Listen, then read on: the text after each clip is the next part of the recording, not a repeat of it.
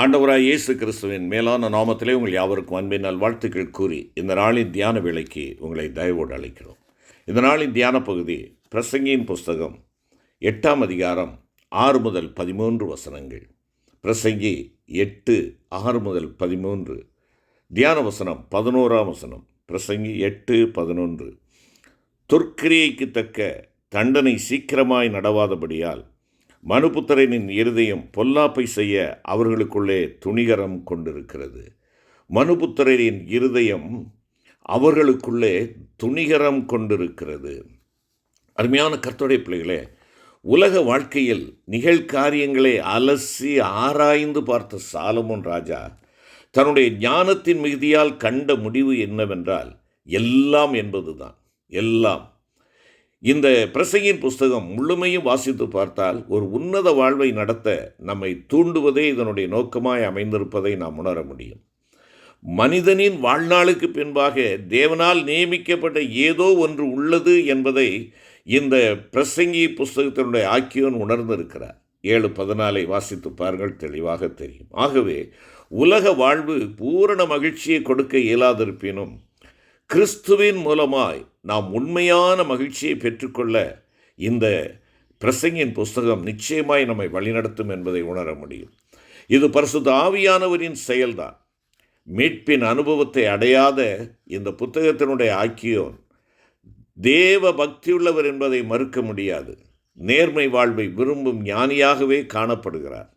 ஆகவே அவரது நோக்கம் மீட்புக்கு நேர் செல்லாமல் உலக வாழ்வை அலச நேரிட்டது. சூரியன் கீழ் எல்லாம் மாயை என்பது அவருடைய முடிவாக இருந்தது. இவ்வுலக வாழ்வின் அனுதின செயல்களில் கர்த்தர் தலையிடுகிறார் என்ற உணர்வும் இல்லை. ஆகவே மாயையான இந்த வாழ்வின் அக்கிரமங்களை கண்டு அங்கலாய்த்து நிச்சயம் மானிடர் தண்டிக்கப்பட வேண்டும் என்ற உணர்வோடு இந்த வசனத்தை அவர் சொல்லுவதற்கு காரணம், மானிட வாழ்வுக்கு பின் அதற்கு மேலாக தண்டனையை தவிர வேறொன்றும் இல்லை என்ற அவரது முடிவுதான். துணிகரத்திற்கான காரணம் என்ன என்று பார்ப்போம் என்றால், தண்டனை உடனுக்குடன் கிடையாததே என்பதை இங்கு குறிப்பிடுகிறார். மாயை வாழ்வின் பயனாக தண்டனை அவசியம் வேண்டும் என எண்ணினாலும் மக்கள் வாழ்வில் இந்த உணர்வு இல்லை. தண்டனை பற்றிய பயம் அற்றுப்போனதன் காரணம் அதை பற்றி யாருக்கும் கவலையே இல்லாததுதான். மாறாக நான் எப்படியாவது இதை பெற்றுக்கொள்ள வேண்டும், அனுபவிக்க வேண்டும் என்று வாழ்க்கை வசதி அல்லது மகிழ்ச்சி அல்லது செழிப்பு ஆகையினாலே கொழுமை வளமை இவைதான் நம் முன்னணியில் நிற்கிறது. தீய வழியோ நல்வழியோ எதை குறித்தும் கவலை இல்லை. எப்படியாயினும் நான் மகிழ்ச்சி அடைய வேண்டும், நான் வளமையாய் இருக்க வேண்டும், செழுமையாய் இருக்க வேண்டும், ஆசீர்வாதமாய் இருக்க வேண்டும். பிற நலம் என்னுடைய கருத்தில் கொஞ்சமும் கிடையாது. யாரும் பாதிக்கப்படுவார்களோ என்ற உணர்வு கிஞ்சித்தேனும் என்னிடத்தில் இல்லை. நான் எனக்கு என்ற வார்த்தைகள் மாத்திரம் என்னுடைய முன்னிலையாக இருக்கிறபடியினாலே மற்றவைகளெல்லாம் தள்ளப்பட்டு போய்விட்டது. நினைத்தது முடிய வேண்டும் என்ற அகங்காரம்தான் துணிவுக்கு முதல் காரணம். தான் தோன்றித்தனமான சமுதாய உணர்ச்சிக்கு மாறுபட்ட வாழ்வு. இதே நிலையில் நாமும் இன்றைய நிலையில் காணப்படுகிறோம் அல்லவா? சுதந்திரம் தவறுதலாக பயன்படுத்தப்பட்டு சீரழிந்து நம்முடைய சமுதாய நலன் கெட்டு போயிருப்பதை நாம் அறிந்திருக்கிறோமே. பொல்லாப்பு செய்யும் துணிகரம் நீங்க, தான் தனக்கு என்ற அகங்காரம் அழிய வேண்டும். இந்த உலக வாழ்வு சதமானது என்ற நினைவும் ஒரு காரணமாக இருக்கிறது. நம்முடைய குடியிருப்பு இந்த உலகத்தில் நிலையானதல்ல. நம்முடைய குடியிருப்பு பரலோகத்தில் உள்ளது. இம்மேலான சத்தியம் மறக்கப்பட்டு போயிற்று. தண்டனை பற்றிய எண்ணம் அற்றுப்போனதினாலேயே எதுவும் வரட்டும் என்று வரட்டு தத்துவம் பேச நேரிடுகிறவர்களாய், நாம் வரட்டு தத்துவத்திற்கு இடம் கொடுக்கிறவர்களாய் காணப்படுகிறோம். தன்னலம் உச்ச நிலையில் இருப்பதால் முட்டிவிட்டு குறிய நேரிடுகிறது. சில வேளைகளிலே பொல்லாப்பானதை செய்கிறோம், பின்பாக வருந்துகிறோம். ஆதாமின் பாவம் இப்படிப்பட்டதாகத்தான் இருந்தது. தின்னக்கூடாது என்று தடுக்கப்பட்டிருந்தும் தண்டனையை மறந்து பழத்தை தின்றான். பின்பு ஏதேனை விட்டு துரத்தப்பட்டான், மேன்மையை இழந்தான். சாகாத நிலை வாக்கு பண்ணப்பட்டாலும் அப்பொழுதைய நேரத்திற்கு இன்பமான நல்ல புத்தியை தெளிவிக்கிற இச்சிக்கப்படத்தக்க பழத்தின் மேல் தவறுதலாய் துணிகரமாய் ஆசை வைத்தான். அற்ப நிமிஷ ஆசை நிலையான ஆசீர்வாதத்தை இழக்கச் செய்தது. மகா பெரிய தண்டனை மனுக்குலமே தண்டிக்கப்பட்டது. பொல்லாத இருதயத்தின் பொல்லாத தன்மை இதுதான். நிலையான வாழ்வு இழக்கப்படுகிறது.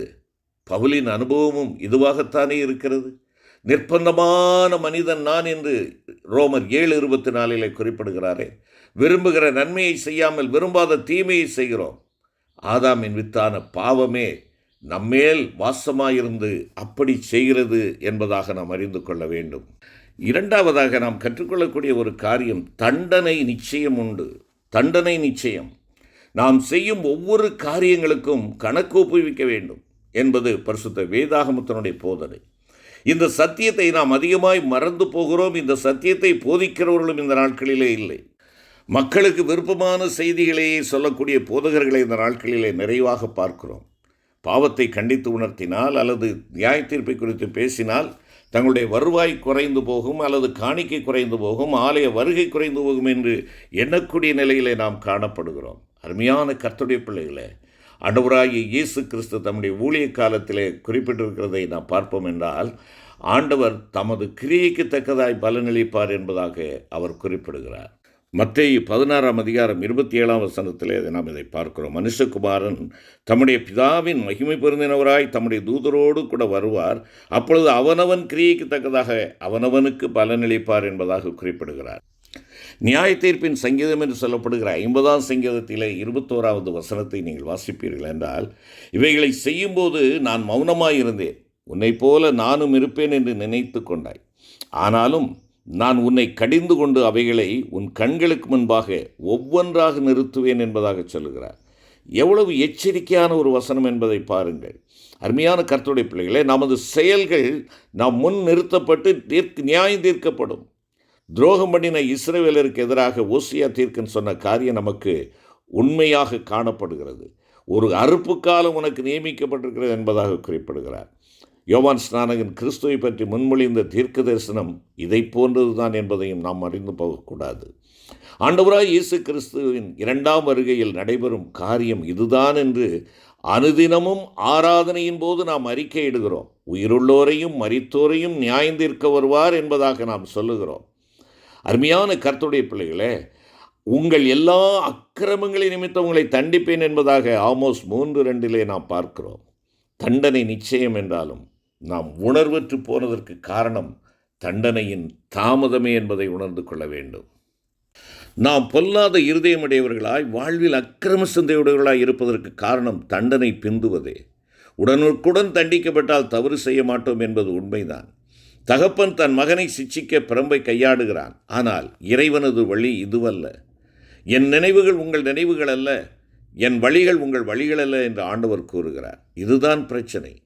தண்டனை வரும் என்பது அநேகருக்கு பைத்தியமான போதனையாக புலப்படுகிறது. நாம் மறக்கக்கூடாத காரியம் இதுதான். தாமதிக்கிறார் என்று நினைக்கக்கூடாது. தாமதம் நிறைவேறக்கூடாததன் காரணம் அல்ல. ஆண்டவரின் தயவு, பொறுமை, நீடிய சாந்தம் இங்கே காட்டப்படுகிறது. நாம் எல்லாரும் ரட்சிக்கப்பட வேண்டும் என்று ஆண்டவர் விரும்புகிறார். நாம் அழிந்து போவது அவருக்கு பிரியமல்ல. துன்மார்க்கன் தன் துன்மார்க்கத்தை விட்டு விலகி ஆத்துமாவை பிழைக்க பண்ணுவதையே விரும்புகிறார். இதன் காரணமாகவே தமது ஒரே பேரான குமாரனாகிய இயேசு கிறிஸ்துவை உலகத்திற்கு அனுப்பினார். அவர் சத்தத்திற்கு நீ நானும் செவிகொடாமல் போனாலும் கர்த்தரிடத்தில் இரக்கங்களும் மன்னிப்புகளும் உண்டு. நாம் நிர்மூலமாகாமல் இருப்பது கர்த்தரின் சுத்த கிருபையே. தண்டனை இல்லை என்று எண்ணுபவர்களுக்கு, அல்லது தேவன் ஏன் தாமதிக்கிறார் என்று கேள்வி கேட்பவர்களுக்கு பரிசுத்த பேதுரு தாம் எழுதிய 2ஆம் நிருபத்தில் பதிலளிக்கிறார். 2 பேதுரு 3:9 எல்லாரும் மனம் திரும்ப வேண்டும் என்று எண்ணியே ஆண்டவர் நீடிய பொறுமையுள்ளவராய் இருக்கிறார். சகோதரா, சகோதரி, மனம் திரும்ப மாட்டாயா? உன் பாவங்களை விட்டு தேவனிடமாய் நீ திரும்பி வரமாட்டாயா? உன் ஆண்டவராய் இயேசு கிறிஸ்துவின் ரத்தத்தினாலே கழுவப்பட்ட அனுபவத்திற்குள்ளாக நீ உன்னை ஒப்புக் கொடுக்க வரமாட்டாயா? நம்முடைய பொல்லாத வழிகளை விட்டு, உலக பிரகாரமான நாட்டம் தேட்டங்களை விட்டுவிட்டு உன்னதனுடைய ராட்சியத்திற்கு நேராக செல்ல அவரிடமாய் ஓடி வருவோமா? நீங்களும் நான் செய்ய வேண்டியது என்ன? ஆண்டவர் நம்மை பரிசுத்தத்திற்கென்று பரிசுத்த வாழ்க்கை வாழ அழைத்திருக்கிறார். சொல் செயல் பரிசுத்தமாயிருக்க விரும்புகிறார். நான் பரிசுத்தர், நீங்களும் பரிசுத்தராயிருங்கள் என்கிறார். பாவம் நீங்கி பரிசுத்தமாக தமது வாக்கு அருளுகிறார். பாவத்தை அறிக்கையிட்டால் நிவிர்த்தி செய்கிற கிருபாதர் பலி அவரே. எல்லா நியாயத்தை நீக்கி நம்மை சுத்திகரிக்க வல்லமையுடையவராக இருக்கிறார். உண்மையுள்ளவராக இருக்கிறார். நீதியுள்ளவராக இருக்கிறார். சரீரத்தை ஜீவ பலியாக ஒப்புக் கொடுப்போம். இருதயத்தின் பொல்லாத சிந்தை மாற, அன்பு நம்மில் கிரியை செய்ய, நம்முடைய இருதயத்தை கிழித்து கர்த்தரிடத்தில் திரும்புவோம். இனி நான் அல்ல, என்னிலுள்ள கிறிஸ்துவே என்று சொல்லத்தக்கதாக நான் என்ற அகம்பாவத்தை விட்டு கிறிஸ்துவை ஏற்றுக்கொள்ளுவோம். பொல்லாத இருதயத்தை அவரே மாற்ற வல்லவர். மகனே, உன் இருதயத்தை தாராயோ என்று கேட்கிறார். அவருடைய மெல்லிய சத்தத்திற்கு கீழ்ப்படிவோமா? கீழ்ப்படிந்து ஏற்றுக்கொண்டால் மன்னிப்பு உண்டு. ஜெபிப்போம். எங்கள் அன்பின் ஆண்டவரே, உம்முடைய பொறுமையை நாங்கள் எங்களுக்கு சாதகமாக்கி கொண்டு பாவ வழிகளிலே சென்று கொண்டிருக்கிறோம் அப்பா. நாங்கள் துன்மார்க்கத்தை விட்டு விலகி நீதியை நியாயத்தை செய்வதற்கு ஆண்டவரே உம்முடைய வழிநடத்தலுக்கு நாங்கள் எங்களை ஒப்பு கொடுக்கும்படியாய் உம்முடைய பாதப்படியிலே வருகிறோம். எங்களுடைய ஆத்துமா பிழைப்பதற்காக நீர் விரும்பி காத்திருக்கிறீர். ஆண்டவரே, நாங்கள் நிர்மூலமாகாதபடிக்கு உம்முடைய கிருபை இருப்பதற்காக அந்த கிருபையை தேடி வந்து நிற்கிறோம். தயவாய் இறங்கும், தயவாய் இறங்கும். உம்முடைய பிள்ளையாய் உம்முடைய அடிச்சோட்டிலே நடக்கிறவனாய் காணப்பட எனக்கும் எங்களுக்கும் கிருபை தாரும். எங்கள் ஆண்டவர் இயேசு கிறிஸ்துவின் இன்ப நாமத்தில் வேண்டிக் கொள்கிறோம் நல்ல பிதாவே. ஆமென்.